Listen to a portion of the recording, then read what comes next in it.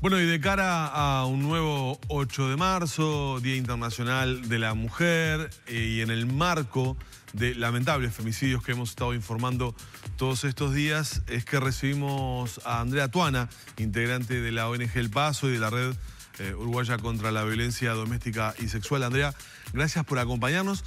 Decíamos en el arranque del programa que lamentablemente estamos repitiendo informaciones, noticias que tienen nexo vinculante, que tienen conexión. Casos que se vuelven a repetir. Ya llevamos, en el caso de los femicidios, en lo que va del año, si bien la cantidad de homicidios en general ha sido elevada, la cantidad de femicidios es importante. Y se da en el marco de toda una situación donde parecen que no están totalmente visibles muchos de estos casos, o que no tienen la visibilidad que sí cobran algunos otros eventos, concretamente. ¿Cómo están analizando ustedes los primeros datos que hemos llevado, que tenemos ya concretamente de este año? Hoy hablábamos con Humberto temprano y con Lorena el caso de Tacuarembó, que en realidad se trató de una situación de una chica de 26 años que muere a manos de su tío. Eso también es catalogado como femicidio.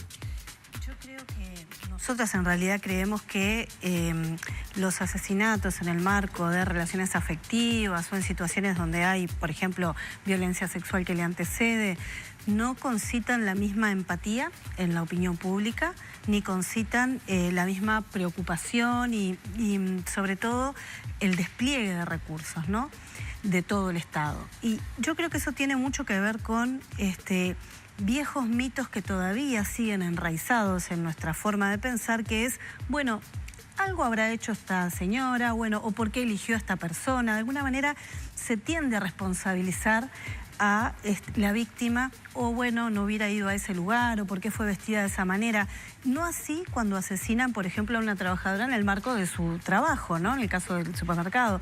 Yo creo que ahí hay otra empatía, no hay, en definitiva, esa culpabilización. Esto quizás no es lo que aparece en la superficie, pero sí aparece en el fondo. Se ha evidenciado con el tema de Cristian Pastorino, el Kiki, que mató a su pareja. Me tocó cubrir eso y ver la escena, hacía un rato que había ocurrido, ver la escena de cómo sucedió al lado del cochecito del bebé, una chancleta tirada, ¿no?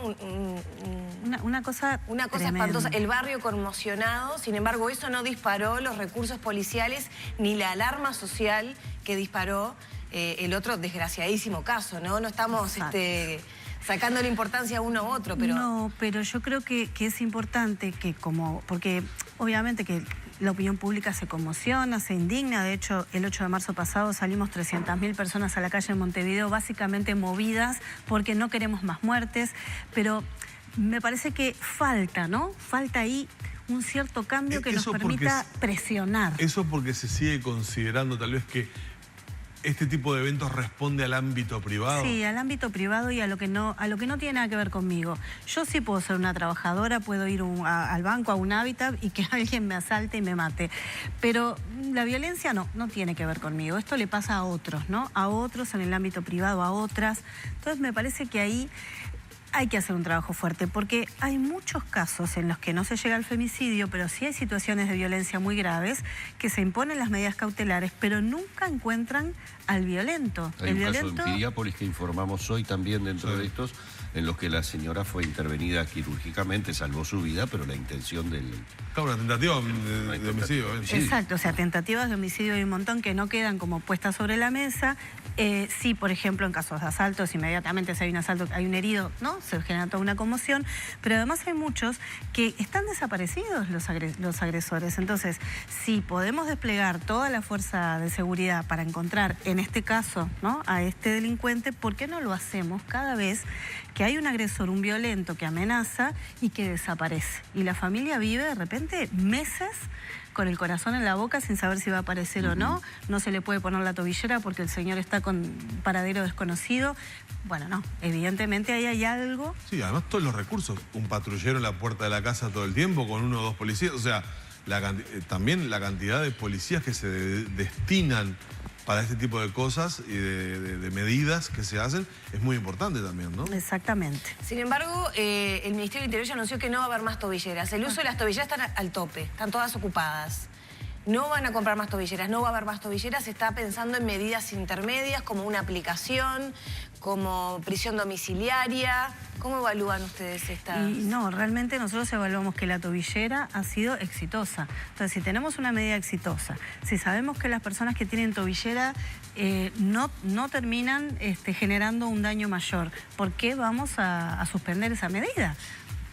No hay un fundamento y una explicación. Entonces realmente nos parece que la tobillera da mucha garantía, mucha seguridad, por lo menos en una primera etapa. Uno no dice eternamente con tobillera, pero en una primera etapa donde sabemos que los niveles de riesgo aumentan, que es cuando las mujeres se separan y sostienen la separación. Quizás no es en los primeros días de la separación, sino es cuando la persona violenta se da cuenta de que ya no hay retorno, ¿no? Y ahí los niveles de riesgo son más altos. Ahora, Andrea, parecería, y la pregunta es concreta para ver cómo lo ven ustedes desde la ONG este tema, parecería ser que hay algo que salta a los ojos. En el caso de Vanessa Monzón y en otros casos, hablamos ya de personas, los agresores estoy hablando obviamente, los homicidas, ya con antecedentes de violencia doméstica, ¿no? Con situaciones ya vividas de violencia. Y en el caso de Kiki también. En el caso de Kiki también. ¿En qué quedó el tema de tener como una suerte de registro en donde este tipo de agresor de alguna manera le permita a aquella mujer desprevenida saber con qué clase de persona está iniciando una relación? Sí, eso quedó aún en discusiones, más el registro de violentos, y tampoco hemos logrado el registro de abusadores sexuales, que eso también, ¿no? Uno no sabe si el profesor de tu hija, por decir algo, o yo qué sé, cualquier otra persona, tiene algún antecedente. Ese es un gran tema que yo creo que tendríamos que ingresar a un debate con mayor seriedad. La idea obviamente no es estigmatizar a aquellas personas que han ejercido violencia y que han pedido ayuda y quieren cambiar y quieren poder salir de la situación. Pero vemos un nivel de reincidencia importante que cuesta vida. Sí, el nivel de reincidencia es muy importante porque no es tan fácil que los agresores o las personas violentas reconozcan que tienen un problema y pidan ayuda, que serían las condiciones para poder cambiar, ¿no? O sea, nosotros siempre apostamos a la transformación, pero en general eso se hace muy difícil, hay reincidencia. Yo creo que el registro está bien, puede ser un instrumento, pero para mí el instrumento más poderoso es que empecemos a educar ya, ahora, a nuestros chiquilines para que dentro de 10 años tengamos un panorama distinto, para que realmente puedan detectar a tiempo cuáles son las relaciones en equidad y en justicia y en igualdad, relaciones afectivas, de noviazgo, y cuáles son aquellas que son violentas, qué cosas no se pueden tolerar, y también eduquemos a nuestros hijos varones a no ejercer violencia y a nuestras hijas mujeres a no aceptar esas situaciones desde el inicio, y trabajar con los niños dando resultados enormes. ¿Por qué no lo hacemos? Yo haría esa pregunta. Creo que porque no sabemos. Y ahí te voy a pedir que nos des como un punteo, a pesar de que se ha mencionado, se dice 2x3, pero bueno, justamente para no caer en eso, a mí no me pasa, le pasa a otro, el agresor es enfermo, es un monstruo esa parte, y después tenemos las cifras que tenemos, ¿no? Creo que tenemos que recordar y saber qué no debemos tolerar y desde cuándo, ¿no? Bien, dos cosas te diría ahí, Lorela. La primera, los papás y las mamás hay muchas cosas que no sabemos y es necesario que aprendamos, pero el sistema institucional educativo esto lo sabe. El sistema institucional educativo debería tomar este tema, generar recursos y empezar ya a poder trabajar en el aula, y los propios chiquilines hasta nos empiezan a enseñar a nosotros, ¿no? Como con otros temas, prevención del tabaquismo, por ejemplo, que son los propios gurises, o cuidado del medio ambiente, ¿no? Que nos enseñan a nosotros que venimos con otras pautas. Entonces, esa es la emergencia nacional, esa es la prioridad número 1, que realmente no se entiende por qué no se empieza a trabajar desde ya. Ahora, como padres, como madres, me parece que tenemos que educar a nuestros hijos en igualdad, dejar de tener estas ideas tan estereotipadas de que al nene le regalo la pelota, el camión y quiero que sea exitoso porque va a tener que llevar ser el cabeza de familia, y a la nena que estudie, que tenga su independencia económica, pero lo que espero es que pueda casarse y tener hijos, ¿no? Como empezar a transformar estas cosas y criar hijos autónomos, independientes, fortalecidos, que independientemente de su sexo elijan lo que quieran ser y que no toleren relaciones de sometimiento y de subordinación que culturalmente culturalmente en general ese ejercicio lo hace el varón, ¿no? No por un hecho de que el varón tenga un problema, sino por un hecho cultural. Entonces, eso se puede transformar. De todas maneras, aparece allí como una fractura. A ver, a la luz de los acontecimientos nefastos, comienzan a conocerse informaciones y obviamente la avidez periodística lleva a comenzar como a tirar la película hacia atrás. Y refiriéndonos al caso de este delincuente que termina quitándose la vida, cuando se empieza la investigación periodística se ve que hubo muchas oportunidades que tuvo el sistema de advertir. Sí. Entradas en el INAU. Entonces, está bien, el trabajo sin ningún tipo de duda, yo soy un absoluto defensor de que comienza en la familia, esa es la base. Pero lamentablemente sabemos que por una estructura educativa que realmente no es la que debe ser, a veces la familia necesita del sostén justamente que puede dar el Estado. Si yo tengo problemas con un niño, con un menor, con un adolescente, bueno, tengo al Estado que justamente trata de velar por quién, justamente por todo el núcleo familiar. Primero que nada por el menor, primero que nada por el adolescente, a quien pretendo rehabilitarlo. Entonces ahí es donde me parece aún más preocupante, porque recogiendo lo que tú decís, que me parece bárbaro, el trabajo que todos y cada uno podemos hacer desde nuestra casa, si llegamos a tener la mala suerte de que hay algo que no pudimos dominar, tampoco el Estado parece detectarlo. Estas situaciones son muy reiteradas de homicidas y asesinos que estuvieron dentro del sistema y el sistema los devolvió a la sociedad, no sé si decir que peor, pero por lo menos no rehabilitados, eso queda a la vista. Sí, ahí hay varias cosas. La primera es que todas las personas vivamos en las mejores condiciones, en las peores condiciones, tenemos la posibilidad de educar a nuestros hijos para que no sean agresores, para que no sean dominadores, y a nuestras hijas para ser fortalecidas y generar relaciones de equidad. Lo segundo es que cuando existen situaciones en las que además confluyen otra serie de factores, ahí sí las instituciones tienen que estar atentas. Los victimarios, pero también las víctimas pasan por el sistema. A mí me tocó ahora hacer un informe, ¿se acuerdan? Por el caso de la niña de Rivera, que fue abusada, ¿no? Esa niña en realidad pasó por todo el sistema y nadie detectó lo que le estaba pasando, que eso sería también una manera de empezar a detectar. Y luego los agresores, ¿no? Cuando hablamos ya de casos de asesinatos, de femicidios, de estas características, uno no puede negar, sin querer meterme en una disciplina que no me corresponde, pero no puede negar que pueden haber otros factores ya de salud mental que están tallando en eso. Y ahí es muy importante la detección. Y claro que si la persona pasa por otras instituciones, es muy importante que se pueda detectar a tiempo y que se pueda hacer una intervención. Acá pareciera que todas las barreras, ninguna barrera contuvo esa situación. A mí me llama la atención que dentro de ese sistema no tuviéramos, y no estoy diciendo nosotros como ciudadanos, sino los técnicos, acceso a un perfil psicológico en donde, si nos hemos enterado que además de haber asesinado como asesinó a su pareja, este delincuente tenía amenazada a su madre y en el entorno de una rapiña termina matando salvajemente también a una joven, a ver, creo que no sería muy difícil determinar de que tenía una versión particular hacia el sexo femenino, ¿no? Es decir, por lo menos un comportamiento que si no respeta ni siquiera a su propia madre y la tiene amenazada de muerte, y sin embargo eso es lo que preocupa, que estando dentro del sistema, porque la gente se cree que el INAU es un depósito de menores o adolescentes, no,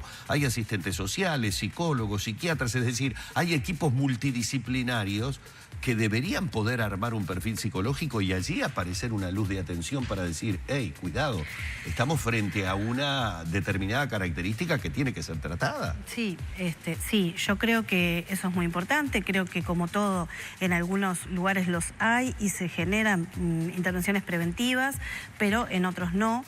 Tenemos muchas debilidades y mucha fragilidad.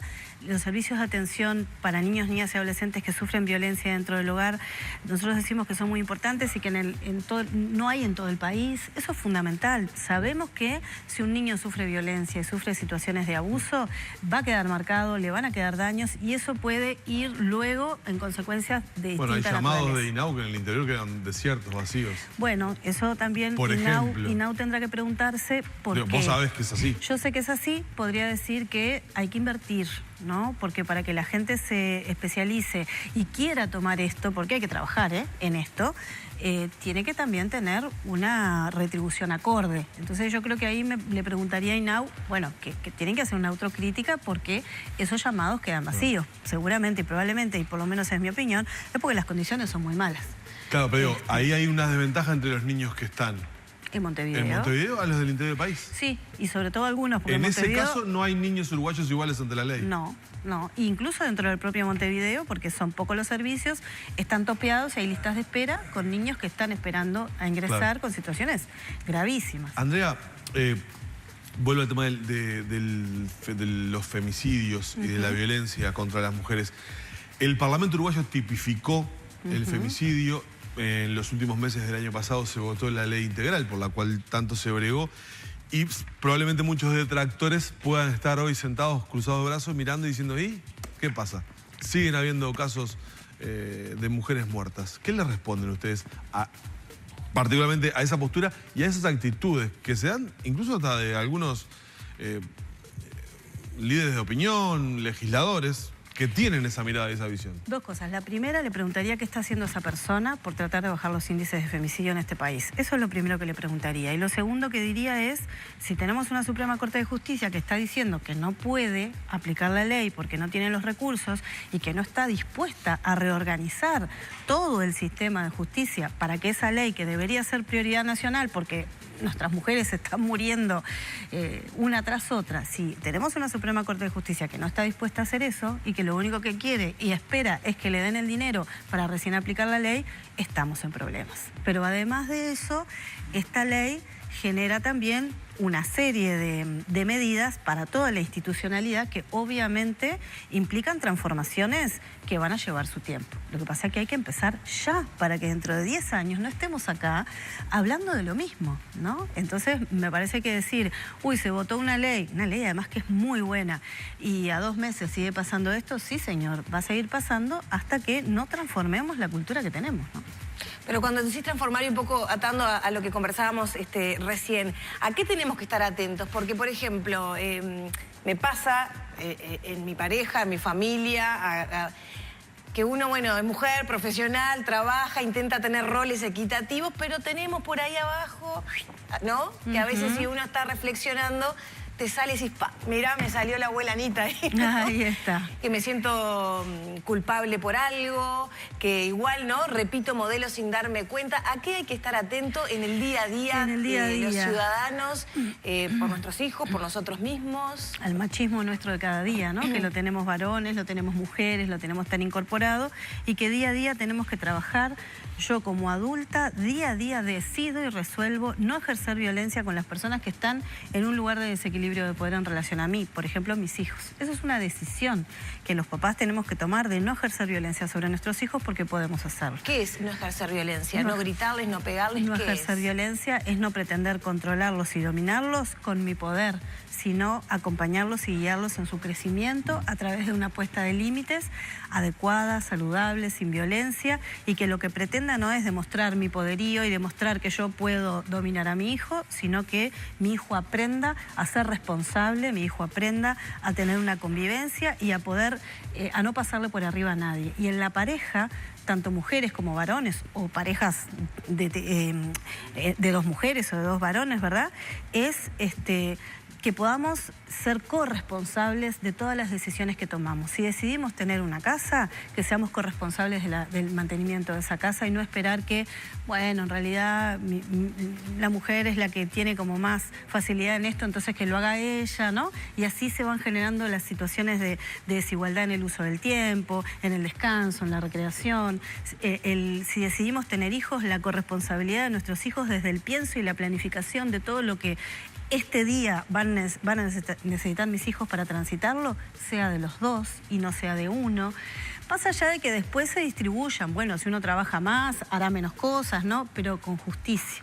Entender que no existe más el mundo público y privado, que ya no es aquello de que las mujeres al mundo privado y los hombres al mundo público y a conseguir el sustento, sino que somos dos, si esa es la relación que queremos darnos, que estamos juntos, equitativamente y sin explotar a nadie, viviendo la vida, ¿no? Si cada uno mejora esa microsituación, ¿cambia el total? Y sí cambia, porque si yo le regalo a mi hijo de 2 años un bebote para enseñarle a que él tiene que también cuidar a su hijo, saber cambiarlo, darle una mema. ¿Por qué tenemos tanto miedo los papás y las mamás de regalarle a nuestros hijos varones un montón de juguetes que hacen a empezar a entrenarlos en esas tareas que siempre fueron femeninas, ¿no? Y lo mismo respecto de las mujeres. ¿Por qué no les regalamos camiones, aviones? Es porque seguimos en esa tradición, ¿no? Y el tema del noviazgo y los jóvenes que se ha detectado, bueno, ¿no? Que hay situaciones muy complicadas a veces. ¿A qué tienen que estar atentos? Sobre todo las mujeres y también a veces los varones que sin querer repiten patrones que... Tenemos que dejar de enseñarle a nuestras hijas, primero, esas novelas rosas, toda la literatura del amor romántico, de los mitos en que si te cela es porque te quiere, entonces ojalá que me cele y me controle porque quiere decir que me quiere. De ninguna manera. Si te cela no es porque te quiere, es que te quiere controlar. Dejar de educar a nuestra hija que va a llegar su príncipe azul, su media naranja, aquella persona, ¿no?, que la complete en la vida, y decirle que no, que las relaciones de pareja y de amor son una base para que el ser humano se expanda y se desarrolle. Cuanto más vínculos y cuanto más cosas y proyectos positivos se tengan en una pareja, la pareja crece. Y por el contrario, cuanto menos y más se encierren el uno en el otro, contigo pan y cebolla, tú sos lo único que me importa en este mundo, si me quisieras no te interesarían otras cosas, esas son situaciones tremendamente tóxicas, dañinas y que llevan a la violencia. ¿Le puede pasar a cualquiera eso? Le puede pasar a cualquiera. Esto es un tema absolutamente cultural y educativo. El antídoto es educar de otra forma y desnaturalizar esas cosas tan naturales que vemos todos los días. A veces parece increíble que sigamos viendo telenovelas tan arcaicas, ¿no? En donde está el príncipe azul que viene a salvar a la chica pobre y desgraciada y sola y la protege, ¿no? Tener un hombre al lado, como si eso fuese algo importante para la vida de las personas. Tener un compañero, una compañera, pero no un hombre que me proteja, ¿no? Yo miraba el otro día una libreta de casamiento uruguaya de 1968 y decía, el hombre debe proteger a la mujer y la mujer le debe obediencia al marido. 68, yo nací en el 69, de esa cultura venimos, ¿no? Una vez más hay que agradecerle a Andrea Tuana de la ONG El Paso estos minutos aquí en la mañana de Arriba Gente. Muchas gracias, Andrea. Gracias a ustedes. Vamos cerrando por aquí la entrevista junto a Andrea.